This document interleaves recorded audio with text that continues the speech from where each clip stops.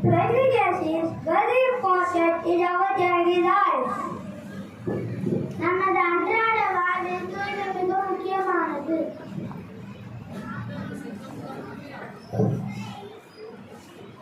Cleanliness keeps us healthy. தூய்மை நம்மை ஆரோக்கியமாக வைத்திருக்கும். We should keep our house, school and neighborhood clean. நமது வீடு, பள்ளி மற்றும் சுற்றுப்புறத்தை சுத்தமாக வைத்திருக்க வேண்டும். Cleanliness is important in development of a nation. நமது நாட்டின் வளர்ச்சிக்கு தூய்மை மிகவும் முக்கியமானதாகும். Cleanliness is next to godliness. சுத்தம் என்பது தேவபக்திக்கு நெருங்கியானது.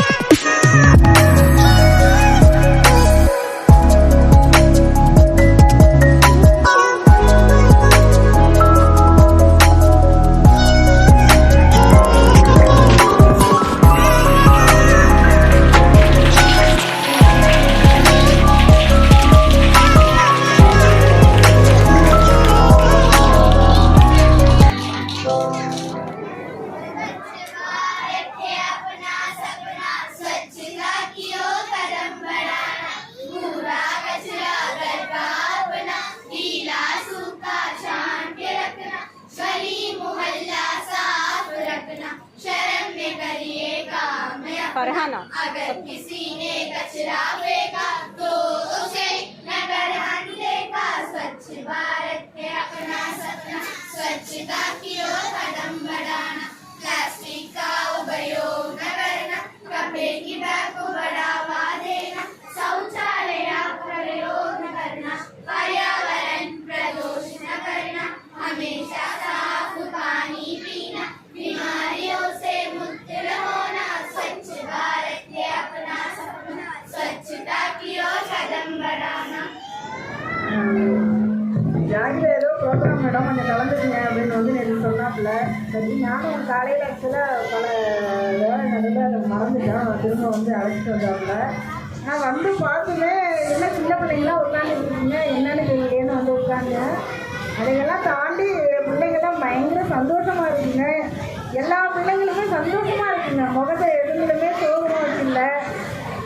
என்ன சொல்கிறது, ஒரு கவலையுமே இந்த குழந்தைங்களுக்கு எல்லாமே ஹாப்பியாக இருக்குங்க. ப்ரோக்ராம் பண்ண குழந்தைங்க அத்தனையுமே ரசித்து பண்ணுதுங்க. அது முழுக்க முழுக்க டீச்சர்ஸ் கொடுத்த ட்ரைனிங்னு நான் நினைக்கிறேன். ரொம்பவே நல்லா இருந்துச்சு, மனசுக்கு ரொம்ப சந்தோஷமாக இருந்தது. நீங்கள் இந்த ஸ்கூலில் வந்து இங்கே ஸ்பெண்ட் பண்ண இந்த ஒரு 45 மினிட்ஸ் வந்து எதுவுமே நினைக்கல. நான் எல்லாமே ஸ்கூலில் பிள்ளைங்களாகவே நான் இருக்கவே ஆரம்பிச்சிட்டேன். எல்லா பிள்ளைங்களுமே க்யூட்டாக இருக்குங்க, எல்லா பிள்ளைங்களும் ஹாப்பியாக இருக்குங்க. டீச்சர்ஸ் அதை விட ரொம்ப ஹாப்பியாக இருக்கீங்க. பிள்ளைங்களை நல்லா வழி நடத்துறீங்கன்னு எனக்கு தெரியும் இதை வச்சு பார்க்கும்போது. பரவாயில்ல. இந்த தூய்மையை பற்றி நீங்கள் சொன்ன இந்த ப்ரோக்ராம் எல்லாமே ரொம்ப நல்லா இருக்குப்பா. நீங்கள் வீடுகளில் உங்கள் பக்கத்தில் இருக்கிற வீடுகளில் இருக்கிறவங்கள்ட்ட இந்த மாதிரி குப்பையை வந்து ஒன்றா கொடுக்காதீங்க, பிரித்து கொடுங்க. குப்பையை குப்பை பாக்ஸில் போடுங்க. பிளாஸ்டிக்கை மேக்ஸிமம் அவாய்ட் பண்ணுங்கள். எல்லோ பேக் எடுத்துகிட்டு கடைக்கு போங்க அப்படின்னு நீங்கள் சின்ன குழந்தைங்க சின்ன பிள்ளைங்க சொல்ல முடியாது. ஓரளவு வளர்ந்த பிள்ளைங்க எல்லாம் வந்து வீட்டில் அப்பா அம்மா அண்ணா அக்கா மாமா சித்தப்பா சித்தனா உங்களுக்கு கண்ணில் தெரிகிறாங்களோ யார் வீட்டுக்கெல்லாம் நீங்கள் போய் பழகுறீங்களோ எல்லார் வீட்லேயும் சொல்லுங்கள். இங்கேருந்து நீங்கள் ஆரம்பிக்கிறது தான் உங்களோட அப்படியே லைஃப்பில் கண்டினியூஸாக கடைசி வரைக்கும் உங்களுக்கு ஒரு என்ன சொல்கிறது, ஒரு தூய்மைன்றது உங்களுக்கு ஒரு பழக்கமாகவே ஆகிடும். லைஃப் ஸ்டைலில் காலேஜ் போனாலோ ஒரு ப்ரொஃபஷனில் போய் நீங்கள் என்ட்ரி ஆனாலோ எல்லாத்துக்குமே உங்களுக்கு குப்பையில் போடணும், பிரித்து கொடுக்கணும், கீழே போடக்கூடாது, அதனால் அடுத்தவங்களுக்கு பிரச்சனை வரும், வியாதிகள் வரும் அப்படின்றதெல்லாம் எல்லாமே நீங்களாகவே எடுத்துக்காட்டுக்கு ஒருத்தரும் அந்த ரோலாகவே மாறி செஞ்சீங்க. அதுதான் பார்க்கவே ரொம்ப நல்லா இருந்துச்சு. எதோ மிஸ் சொல்லி கொடுத்தாங்க அதை நம்ம வந்து ஒரு பேஜில் சொல்லணும் அப்படின்ற மாதிரி இல்லாமல் அந்த ரோலாகவே பிள்ளைங்க மாறி அந்த ஆக்டிவிட்டிஸை பண்ணாங்க. ரொம்ப சந்தோஷமாக இருந்துச்சு. அது அந்த கிரெடிட்டெல்லாம் வந்து மிஸ்ஸு நீங்கள் வந்து எவ்வளோ எஃபர்ட் எடுத்தீங்களோ உங்களெல்லாம் தேங்க்ஸ் சொல்லணும். பசங்க கைட் பண்ணியிருக்கீங்க. கமிஷனர் அவர்களுக்கு பாராட்டு. அவர்களுக்கு ஒரு கரகோஷம்.